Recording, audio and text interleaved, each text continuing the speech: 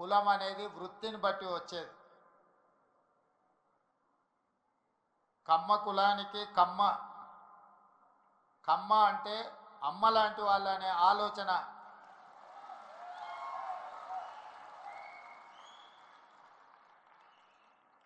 అమ్మ అంటే ఆకలి మీద వచ్చిన ఏ కొడుకునైనా ఎవరినైనా కడుపు చూస్తుంది, ఆకలితో ఉన్నాడేమో ఏమైనా పెడదాము అని. అందుకే కమ్మవారు భూమిని నేలను నమ్ముకొని వ్యవసాయం చేసి మట్టిలో నుంచి బంగారాన్ని తీసే పంటలు పండించి 10 మందికి సాయం చేసే కమ్యూనిటీ కమ్మ కులం.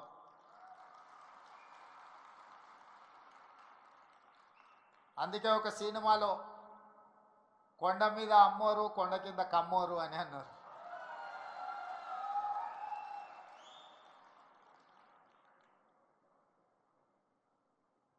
నేను మామూలుగా మా మిత్రులతో అంటుంటా, కమ్మాస్ ఎక్కడున్నారో మనం గుర్తుపట్టాలంటే పెద్ద రీసెర్చ్ చేయాల్సిన అవసరం లేదు. సారవంతమైన నేల, సమృద్ధిగా నీళ్ళు ఎక్కడ ఉంటాయో ఎత్తుకుతే అక్కడ తప్పకుండా కమ్మాస్ ఉంటారని చెప్పి, అది ఇవాళ కర్ణాటక అయినా, తమిళనాడు అయినా, తెలంగాణ అయినా, ఆంధ్రప్రదేశ్లో అయినా ఎక్కడ చూసినా సారవంతమైన నేలలుండి మంచి పంటలు పండించగలిగిన, మంచి పంటలు పండుతాయన్న భూమి ఉన్న ప్రతి దగ్గర కమ్మ సోదరులు అక్కడ ఉంటారు. వాళ్ళ ఆలోచన ఎప్పుడు కష్టపడాలి, పంటలు పండించాలి, 10 మందికి ఉపయోగపడాలి, 10 మందిని ఆదుకునే ఆలోచన చెయ్యాలి అనేదే ఆ సామాజిక వర్గ నేపథ్యం. అదేవిధంగా నాకున్న సంబంధాలు కానీ లేకపోతే నాకున్న సన్నిహిత సంబంధాల గురించి నేను పెద్దగా చెప్పాల్సిన అవసరం లేదు. ఎందుకంటే నేను ఎక్కడున్నా నన్ను ఎట్లా అభిమానిస్తారో మిత్రుడు ఎరపతినేని శ్రీనివాసరావు గారు ఈ వేదిక మీద నుంచి మాట్లాడిన దాన్ని బట్టి నేను ఎక్కడున్నా, ఏ వేదిక మీద ఉన్నా కమ్మ సామాజిక వర్గం నన్ను ఎంత అభిమానంతో చూసుకుంటుందో ఎరపతినేని శ్రీనివాసరావు గారి మాటలు వింటే మిగతా అందరికీ అర్థమవుతుంది. అదేవిధంగా సత్యవాణి గారు ఒక మాట అన్నారు. వారు మాట్లాడుతుంటే అనర్గళంగా ఏ పేపర్ చూడకుండా వారి ఉపన్యాసం వినాలి అని అనిపిస్తుంది అని. అది ఎక్కడి నుంచో కాదు, ఎన్టీఆర్ లైబ్రరీలో నేర్చుకున్న చదివే ఈరోజు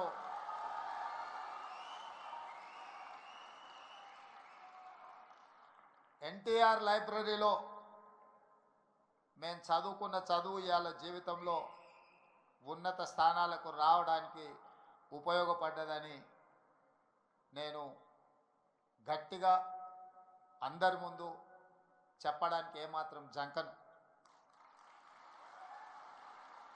మనం వచ్చిన నేపథ్యం, మన రాణించిన తీరు, మనకు అవకాశం ఇచ్చిన వాళ్ళను తక్కువ చేసి మాట్లాడవలసిన అవసరం లేదు, చిన్న చేసి చూడడము పద్ధతి కాదు. అదేవిధంగా కమ్యూనిటీకి సంబంధించిన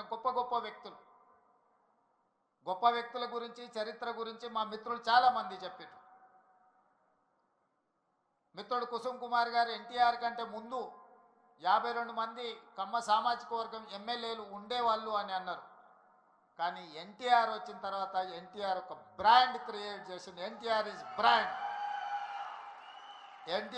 brand for politics, NTR is brand for leadership. వారు ఇచ్చిన అవకాశాలతోని ఆ రాష్ట్రమైనా, ఈ రాష్ట్రమైనా, ఏ రాజకీయ పార్టీ అయినా ఈరోజు నాయకులు ఉన్నారు అని అంటే ఎన్టీఆర్ గారు ఆనాడు ఇచ్చిన అవకాశాలే. ఇవాళ ఇక్కడ ఆయనను అవమానించేటట్టు మాట్లాడిన వాళ్లకు అవకాశం ఇచ్చింది ఆయన్నే. ఇవాళ ఆయన గౌరవం ఉండాలి, ఆయన పేరును స్మరించుకోవాలని చెప్పేవాళ్ళు కూడా ఆయన ఇచ్చిన నాయకత్వంతో వచ్చినోళ్ళే. అది ఎన్టీఆర్ లోపము, ఎన్టీఆర్ తప్పు కాదు. ఎన్టీఆర్ అందరికీ అవకాశం ఇచ్చిండు. అవకాశం వచ్చిన వాళ్ళు ఒక్కొక్కరు ఒక్కొక్క రకంగా ఉండొచ్చు, అది వాళ్ళ యొక్క విజ్ఞత. అదేవిధంగా ఎన్జి రంగా, అదేవిధంగా వెంకయ్య నాయుడు. ఈనాడు చంద్రబాబు నాయుడు గారి గురించి నేను చెప్పాల్సిన అవసరం లేదు.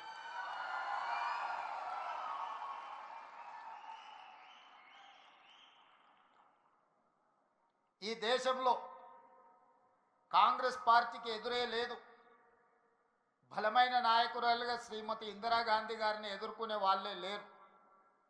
అంత బలమైన నాయకత్వాన్ని అందిస్తున్నప్పుడు ఎన్టీ రామారావు గారు ప్రవేశపెట్టిన సంకీర్ణ రాజకీయాలే ఇవాళ దేశాన్ని ఏలుతున్న వాళ్లకు అవకాశాలు ఇచ్చినాయన్న సంగతి మరవకూడదు.